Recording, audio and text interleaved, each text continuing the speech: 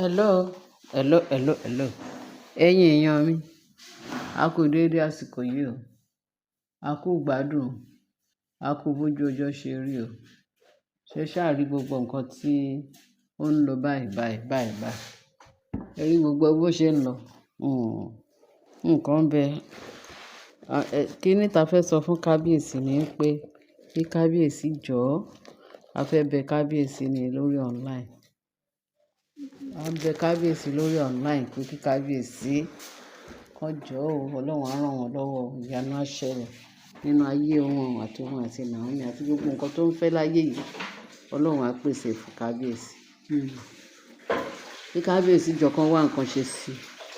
Àwọn nǹkan tó ń lọ láàfin, kí kábíyèsí wá nǹkan ṣe sí i. Lizzy la tún gbọ́ pé ṣe ni wọ́n tún threatening. Àga ìtàn pè ní blue yẹn. Wọ́n lọ threatening ẹ̀yin olórí Ronke. Kí ni ọmọlọ́mọ ṣe fún? Àní kí ni Lizzy kí ló ṣe fún wọn? Kí ló ṣe fún Ronke? Tó ń jẹ́ kí ọmọ yẹn tún ní ìsinmi. Kí ló dé ṣebí Ronke ti wá sílé ayé tiẹ̀, ó ti bímọ fún ọkọ ẹ̀, ó lọ́mọ láyé. Kí ló dé tẹ́ fẹ́ kí Lizzy náà lọ́mọ láyé? Kí ni Lizzy, kí ni nǹkan tẹ́ fẹ́ fi ìkà ṣe? Kí ni nǹkan tẹ́ fẹ́ fi búburú ṣe láyé yìí? Ìwà ìkà, ìwà burúkú, tẹ̀mbẹ̀lẹ̀kun ọ̀tẹ̀, ẹlẹ́ẹ̀ni fi sílẹ̀ láàfin. Kábíyèsí ṣé bẹ́ẹ̀ ṣe máa wo ìran náà nìyẹn? Ẹ máa wo àwọn olórí ìkà. Àwọn tí jẹ́ pé èémí ìkà náà mí jáde, ẹ dẹ̀ mú wọn sáàfin. Ẹ dẹ̀ fi wọ́n sílẹ̀ láàfin. Ẹ dẹ̀ gbójú kúrò láàfin. Àwọn èèyàn ń bínú. Gbogbo ayé ń bínú. Ká má ì tí sọ pé àwọn tẹ ní Nàìjíríà àti àwọn tẹ ní ilẹ̀ Yorùbá. First class monarch ni yín o kábíyèsí. Kábíyèsí ẹ wá nǹkan ṣe sí o. Ẹ má yẹ kí wọ́n bá tàwọn ọmọ ọlọ́mọ jẹ́ o. Torí a mọ̀ pé onínúure bíi t'Ọlọ́run ni yín kábíyèsí. Ẹ má gba èṣù láàyè nínú ààfin yín, ẹ má gba èṣù láàyè nínú ayé yín. Kẹ́ tètè bẹ̀rẹ̀ sí ní mọ bẹ́ẹ̀ ṣe máa ṣe àwọn táwọn olórí yẹn. Àwọn olórí wọ́n rò pé wọ́n lè de àwọn èèyàn nígbèkùn. Ṣùgbọ́n bó ṣe ń ṣe làṣírí wọn tú. Bó ṣe ń tọwọ́ bọ nǹkan búburú láti ṣe sọ́mọnìkejì làṣírí wọn tú.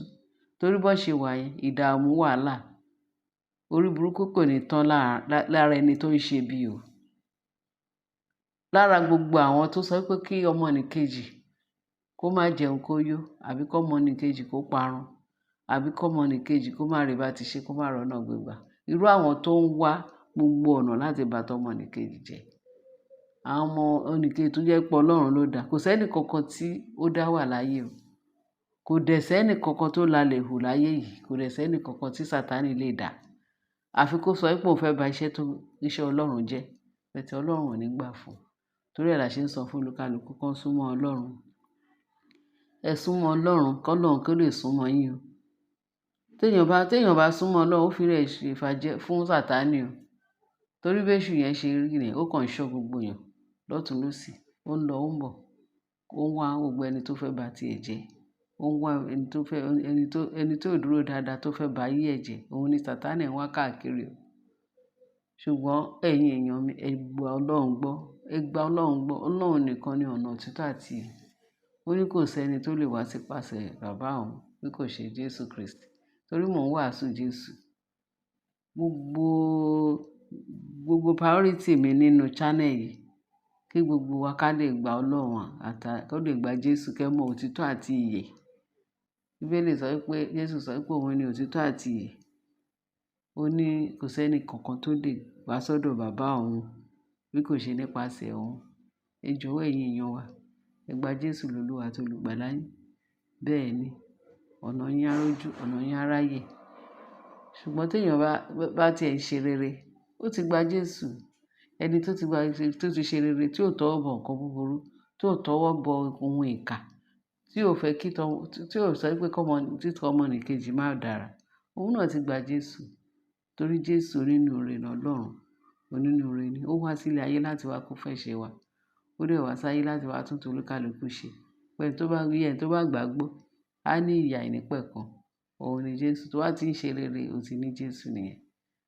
nítorí Ọlọ́run sọ pé Ọlọ́run ò fẹ́ kú ẹlẹ́ṣẹ̀ o bí kò ṣe pé kí ẹlẹ́ṣẹ̀ kó ronúpìwàdà. Ṣé rí àwọn kìnìún àtọká àti pámọ́lẹ̀ àti gbogbo nǹkan kìnìún wọn tó wà ní ààfin kábíyèsí wọ́n mọ̀ra wọn, wọ́n mọ̀ra wọn. Àwọn gangan lọ̀rọ̀ yìí ń bá wí jù.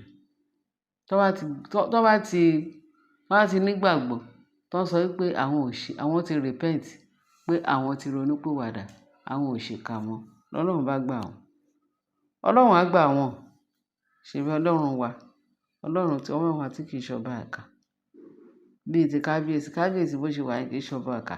Ó kàn ní inú fùfù tó ní òun ló fi bínú sáré lọ kó wọn wọlé. Kò dẹ̀ wádìí wọn. Wọ́n ṣáà lè sọ pé every month ló kàn kó wọn wọlé. Sátánì ló dẹ̀ ṣílẹ̀kùn yẹn fún kábíyèsí tí kábíyèsí fi kó wọn wọlé. Ó kó wọn wọlé wá di àpọ̀n. Tó bá tẹ̀ jẹ́ pé àwọn ìyàwó gidi ni ìbá tún dà. Àwọn ìyàwó tó jẹ́ pé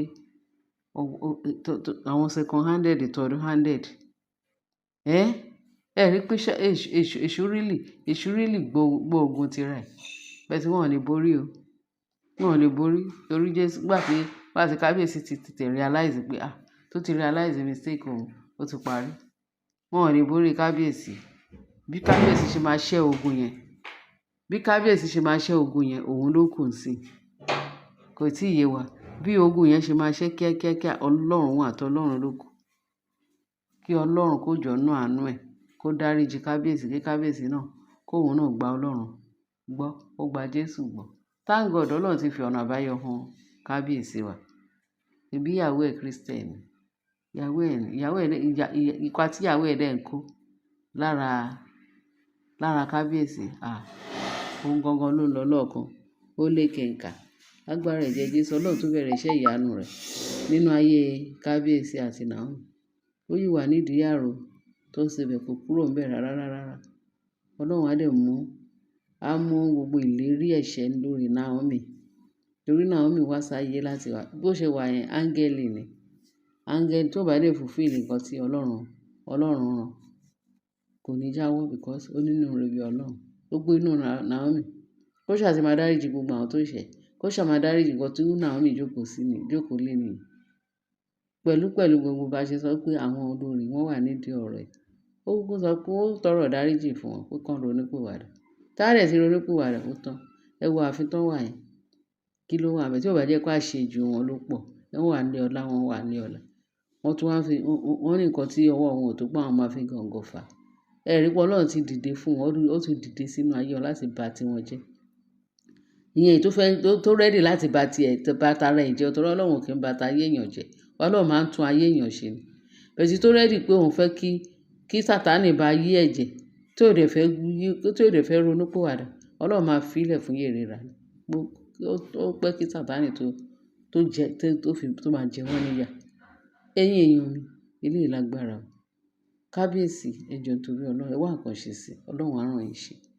Ẹ̀mí mímọ́ á ràn yín lọ́wọ́. Agbára ẹ̀jẹ̀ Jésù á ràn yín lọ́wọ́. Agbára tí Naomi fi ń pray fún yín lágbára ní gbogbo ìgbà òun ló máa ràn yín lọ́wọ́. Á kọ́ yín láti mọ̀ ọ́ ṣe. Ọlọ́run á ràn yín lọ́wọ́. Ẹ̀yin àti Naomi ẹ gbọ́ ẹ̀tọ́. Àti ọmọ yín àti àwọn ọmọ yín irú àwọn ọmọ yín tó jáde látara Naomi gbogbo yín lè máa gbó tẹ máa tọ́. Tẹ̀lé máa rí ikú kọjá bọ́ sínú ìyè. Ikú kíkú kan kò lè pa yín. Àrùn kárùn ní sọ yín lọ́jọ́. Gbogbo bí Naomi ṣe máa wọlé yours truly ni kò ní sí problem lágbára ẹ̀jẹ̀ Jésù. Wọ́n níbi tán ní kí gbogbo máa gbé ibẹ̀ ló máa gbé. Ṣé ti gbọ́? Kábíyèsí Ọlọ́run á ràn yín lọ́wọ́ o. Jésù Olúwa wa. Àmín. Ẹ̀yin èèyàn ẹ bá wa share, kẹ́ bá wa like, kẹ́ bá wa subscribe, kẹ́ bá wa fi trophy sí comment section. In Jesus mighty name. A gbàdúrà fún yín. Ìyanu yóò ṣẹlẹ̀. Lẹ́yìn yìí ayé yín yóò dára títí láéláé. Títí láéláé. Ó ti ń dára tẹ́pẹ́. Ó tún bá ń dára tẹ́pẹ́. Ó tún máa continue máa dára síwájú àti síwájú. Ní agbára ẹ̀jẹ̀ Jésù Kristi Olúwa wa. Àmín.